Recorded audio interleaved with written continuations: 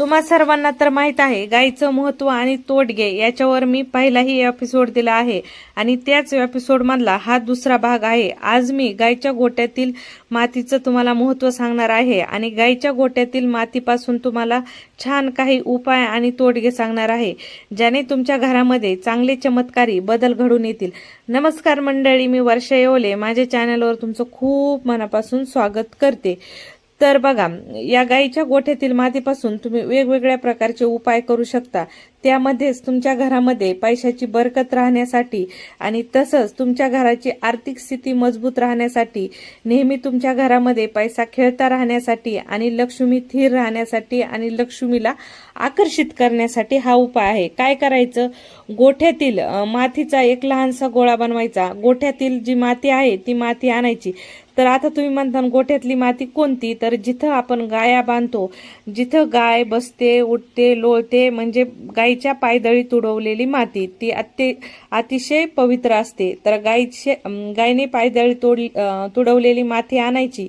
त्या मातीत तुमच्याकडे जर गंगाजल असेल तर ते थोडंसं गंगाजल टाकायचं, त्याचा गोळा करायचा। गंगाजल नसेल तर साध्या पाण्याने गोळा करायचा। गोळा म्हणजे छोट्या छोट्या गोळी करायची व तो गोळा सुकून वाळून घ्यायचा। नंतरून एका पिवळ्या कपड्यामध्ये तो गोळा, एक हळकुंड आणि एक चांदीचं नाणं असेल तर, चांदीचं नसेल तर साधा 1 रुपया ठेवला तरी चालतो।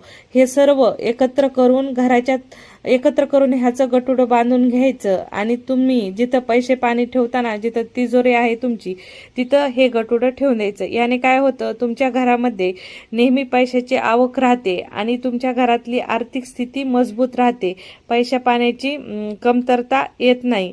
त्याच पद्धतीने तुमच्या घराची जी आर्थिक स्थिती आहे ती मजबूत राहते। आता तुमचा जर व्यवसाय असेल आणि त्या व्यवसायामध्ये खूप अडचणी येत असतील, तुमच्या व्यवसायामध्ये ग्राहक वर्ग कमी झालेला असेल, तर या व्यवसायामधला ग्राहक वर्ग वाढवण्यासाठी आणि अडचणी दूर करण्यासाठी या गोठ्यातील मातीचा एक खूप चांगला तोडगा आहे।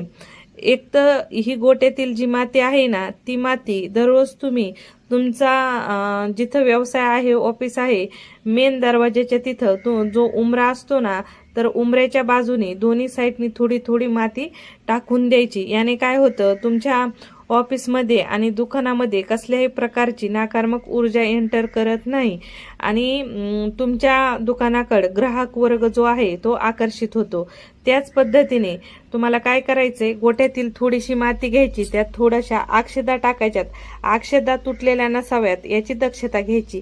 साबीत थोड्याशा अक्षदा 7 टाका, 11 टाका किंवा नाही मोजले तरी चालतील, तुमच्या हिशोबाने थोड्याशा अक्षदा टाका, हळद कुंकू टाका आणि 1 रुपयाचं नाणं त्याच्यामध्ये टाकून हे सर्व जिन्नस एका लाल कपड्यामध्ये बांधा आणि नंतरून हे जे छोटंसं गठुडं तयार झालेलं आहे, जिथं तुमचा मुख्य दरवाजा आहे, जिथं तुमचं ऑफिस आहे, जिथं व्यवसाय आहे, तिथलच्या मुख्य दरवाजाच्या जवळ, म्हणजे जिथं तुमचं प्रवेशद्वार आहे, जिथून ग्राहक वर्ग मध्ये येतो, बाहेर जातो, त्या ठिकाणी मधल्या बाजूने हे गठुडं दरवाजाला बांधून द्या।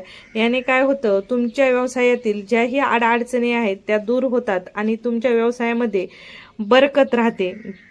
आणि त्याच पद्धतीने काय करायचंय, तुमच्या मुलांची अभ्यासात एकाग्रता वाढवण्यासाठी पुढचा उपाय आहे। बऱ्याचदा काय होतं, मुलं सर्व गोष्टी तर मन लावून करतात पण अभ्यास मात्र मन लावून करत नाहीत।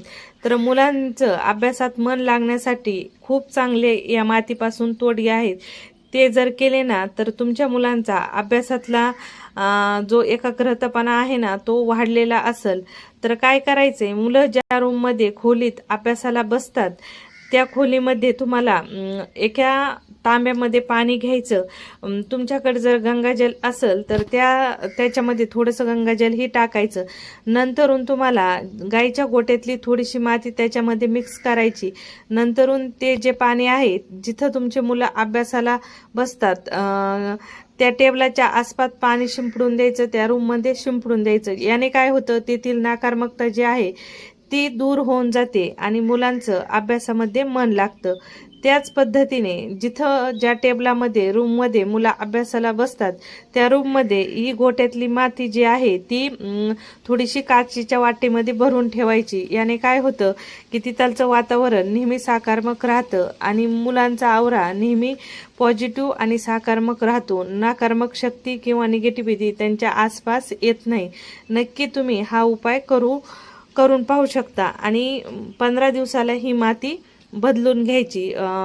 15 दिवसानंतर वाहत्या पाण्यामध्ये ही माती सोडून द्यायची. तर याने काय होतं तुमच्या मुलांचा अभ्यासातला एकाग्रतापणा वाढतो. तर या सर्व गोष्टी तुम्ही नक्कीच करू शकता. आणि बऱ्याचदा काय होतं मुलांना एखाद्या मुलाला खूप सारखं नजर लागते. तर काय करायचं ही गोट्यातली माती आहे ना त्या गोट्यातल्या मातीचा त्याला तुमच्या मुलाला टिका लावायचा. या मातीचा टिका लावल्याना तर तुमच्या मुलांचा जो नजर दोष आहे तो नजर दोष म्हणजे ते नजर लागायचं जे प्रमाण आहे ते कमी होतं. एखाद्या फंक्शनला वगैरे कुठं जात असताना जर कुठं प्रोग्रामला गेल्यावर मुलाला जास्त प्रॉब्लेम होत असेल तर या मातीचा टिका लावून न्यायचा तर तो नजर दोषाचा प्रॉब्लेम कमी होऊन जातो. व्हिडिओ आवडला तर लाईक शेअर करायला विसरू नका.